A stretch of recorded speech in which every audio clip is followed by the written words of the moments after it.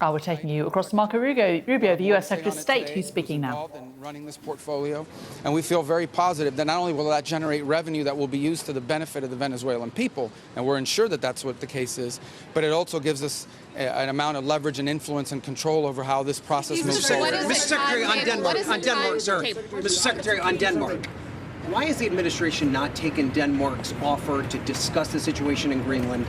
And well, I'll be meeting with them next week. But will you take military intervention off the table? I'm not here to talk about Denmark or military intervention. I'll be meeting with them next week. We'll have those conversations with them then. And but I'm not having anything further to add to that today. Can you clarify your comments to lawmakers? Does the U.S. intend to buy Greenland? Does the U.S. intend to buy Greenland? Can you clarify your comments to lawmakers this week? Well, that's always been the president's intent from the very beginning. He said it very early on. I mean, this is not new. He talked about it in his first term, and he's not the first U.S. president that has examined or looked at how could we acquire Greenland. There's an interest there. But so I just reminded them of the fact that not only did Truman want to do it, but President Trump's been talking about this since his first term. The White House put out a statement last night saying that the military option is on the table. Lost a lot of weight. Thank you, Mr. Secretary. They said the military option is on the table. So is the administration really willing to risk the NATO alliance by potentially moving ahead with military operations? What I think the White House said yesterday is what I will tell you now, and I've always said. The president always retained the option.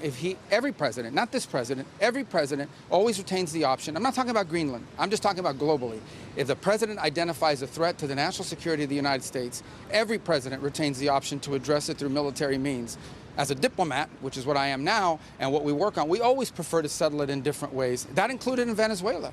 We tried repeatedly to reach an outcome here that did not involve having to go in and grab an indicted drug trafficker. Those were unsuccessful, unfortunately. The people of Venezuela are waking up to the same regime.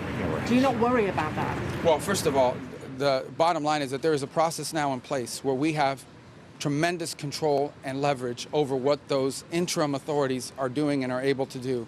But obviously this will be a process of transition. In the end, it will be up to the Venezuelan people to transform their country.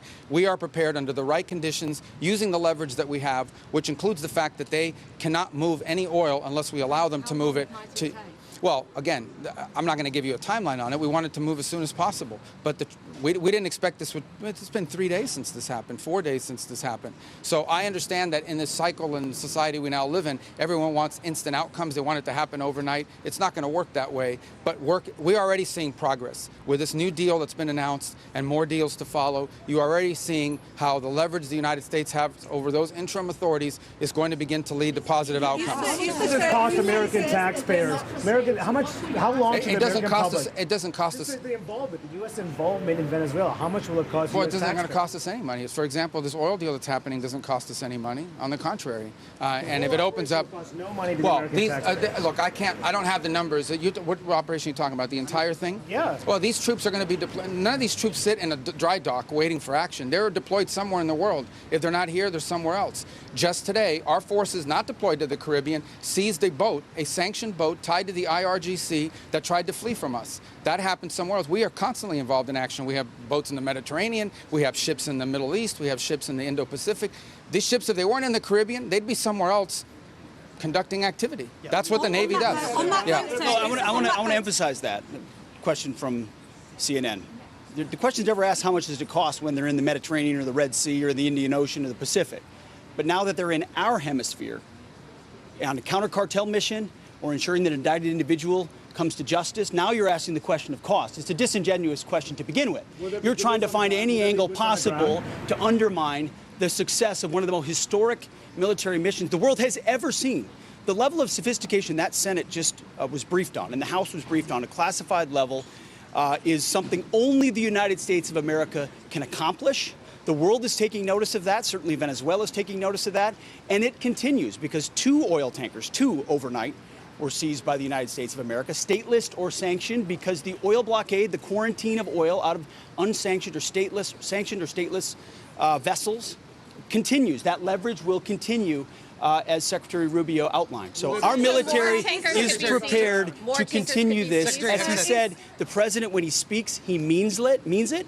He's not messing around. We are an administration of action to advance our interests, and that is on full display. We're happy to brief the House and the Senate. We have nothing to hide. No. Two quick things, okay? Number one, because we have to go, because we got to brief the House, and if we don't and they're pissed at us, you guys better defend us. That was because we were talking to you.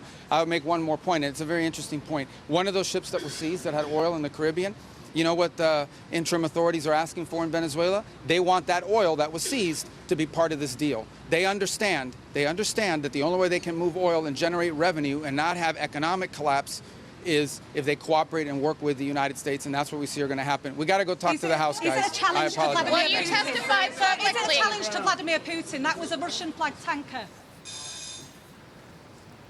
Sounds like Martha Kellner shouting that final question there, so we're just waiting on to see if we'd get an answer. Let's bring in our US correspondent David Blevins in Washington. David, quite interesting stuff there from Marco Rubio, talking about stabilising Venezuela, about the deal to take 30 to 50 million barrels of oil. Also saying to one question from a reporter about, isn't it just the same regime, saying that we have control and leverage over the interim authorities there.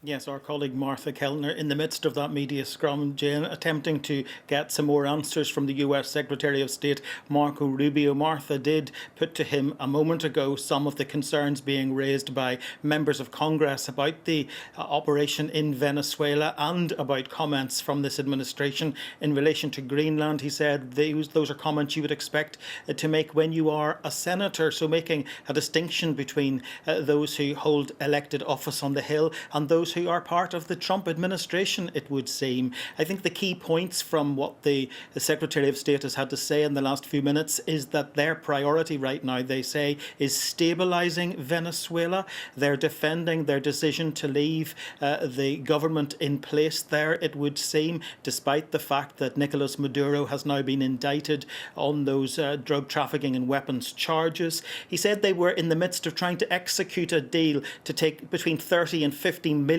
barrels of oil, so doubling down on what President Trump posted on Truth Social last night, when the president said he would control the money from the sale of that oil for the benefit of Venezuela and the United States. Marco Rubio said the president would be selectively removing sanctions to enable the United States to sell that oil. And then on the other key point, I suppose, around Greenland, he really only took one question on that and confirmed that there would be a meeting between the United States and Denmark on the issue of Greenland, and that would take place next week. And David, I thought what was also really interesting to see what was going on in terms of the body language and the dynamics between Marco Rubio and Pete Hegseth. Marco Rubio, not sort of necessarily struggling with reporters' questions, but clearly Pete Hegseth didn't like the answer that he was giving about trying to justify the cost of American troops in Venezuela, and basically just sort of took over and said, let me answer this one, and berated the journalist for asking, what he said was a disingenuous question.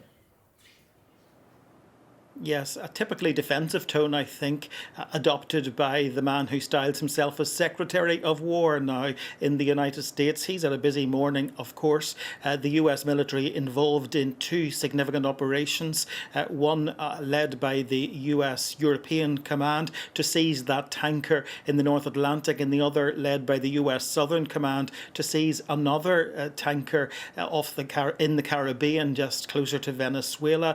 They seem determined to crack down, and he's repeating that again now on any effort to move sanctioned oil, illicit oil from Venezuela, and they say that will continue in the days ahead. So they're quite boisterous, I think would be the way to describe this administration at the moment. They appear to feel invincible after the success of that audacious military operation in Caracas at the weekend, and say that the blockade on illicit oil being transported out of Venezuela will remain in place everywhere in the world, Pete Hegseth says.